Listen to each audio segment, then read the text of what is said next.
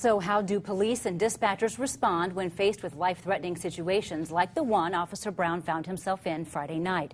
News Channel 15's Erin Rogers went digging for those answers today, and she joins us now with what she found. Erin? Heather, when I spoke with the 911 call center director, he says when situations like that happen, it's all hands on deck. 911, what's the address of the emergency? The typical Friday night at a 911 call center in Fort Wayne goes a little like this. The average accident on 469 or 69 to domestic related issues to your bar fights. But out of the 900 to 1,000 calls they get a day, one last Friday stood out. The call that an officer is being shot at.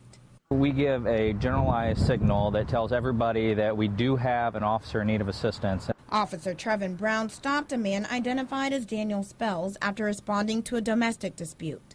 In the police report, Brown said Spells seemed drunk. Brown grabbed his arm, then Spells said let go, pulled out a gun, and started shooting. Everybody's responding, lights and sirens. Brown wasn't able to call for help right away, but when he did, dispatchers started sending out ambulances, detectives, and other officers to the scene. No call of that nature is handled by one dispatcher. For example, call center director Tim Lee says there were probably 5 to 6 dispatchers helping Officer Brown on Friday. We clear the radio traffic. All for safety reasons, as well as communication. You're getting a broadcast message out to all the responding units so you have consistent data. In this case, getting everybody on the same page, ultimately resulting in minor injuries for everyone involved.